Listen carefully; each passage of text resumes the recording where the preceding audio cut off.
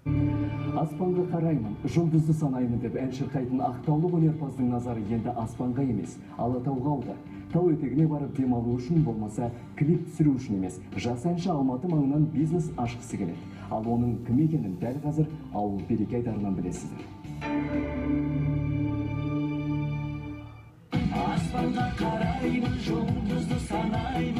Әншінің сахнаға шыққанына көп уақыт бола қойған жоқ, дегенмен әуезді әндерімен халықтың ыстық ықыласына бөленді. Каспийдің жағасында өскен жігіт балық аулау кәсібін жетік меңгергенімен мал бағудың жайын біле бермейді. Аға, осыны малдарды, мына қойларды қалай семіртесіңіз? Қойларға жем шөбін барын жазда дайындаймыз ғой. Содан ақырындап уақытысымен жемінде шөбінде уақытысымен береміз. Ертеңерде түсте кешке. Енді бәрі қозылап болған шығар қазір? Қозылап болған жоқ, әлі болады бір осы 20 күнде бір. Өнер адамдарының арасында мал өсіргісі келетіндер аз емес. Алайда олар жұмысты неден бастау керек екенін біле бермейді. Мәселен, әнші Абай Бегейдің еліміздегі мал санын көбейтуге үлес қосқысы бар.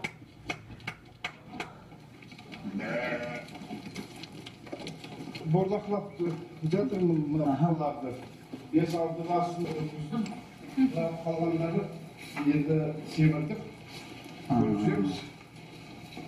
Бұл енді сонда қанша мерзімде, қанша уақытта? 4-5 ай уақыт керек қой, 4-5 айда жақсы семіріп, сол 4-5 айдың ішінде өткіземіз. Сосын сатуға шығарасыздар? Иә, сатуға шығарамыз.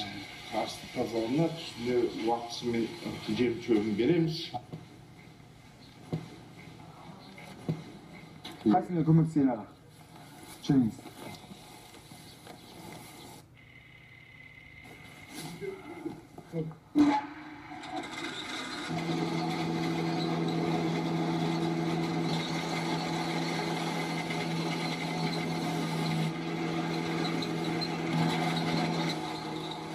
Бұдан не қалмайды, отход қалмайды. Барлық мал деген түк қалдырмай жеп қояды. Енді барлық осы малдарға осы арқылы бересіздер ме? Иә, қойға да, сиыр да осы, содан кейін жем араластырамыз. Шаруашылыққа қажетті құрал жабдықтармен танысқаннан кейін әнші жайылымдық алқапты көру үшін қырға шықты.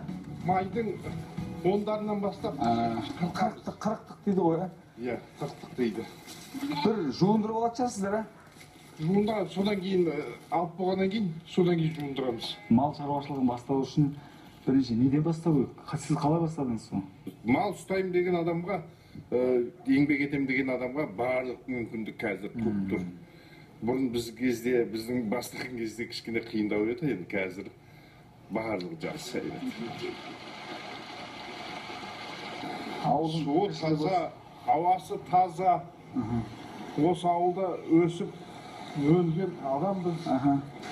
Денсаулыққа да жақсы, қасиетті су, бұлақтың суы. Жазда мұздай болады ба? Қысы жылы болады. Малдың барлығы осы жерге сушы еді.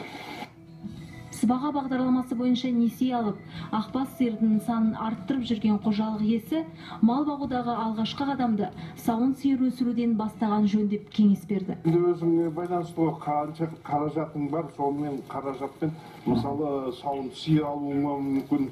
Не айтты, бұқаларды байлап, бұқаларды семіртіп жатыр. Мен енді бұл 30 сиырды сауып, соның сүтін өткізіп, сонымен кішкене жалғастырып жатырмын енді.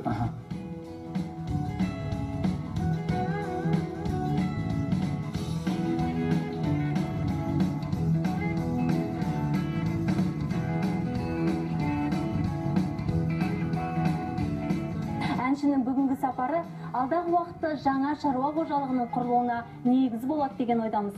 Ауыл Береке айдарында кездескенше.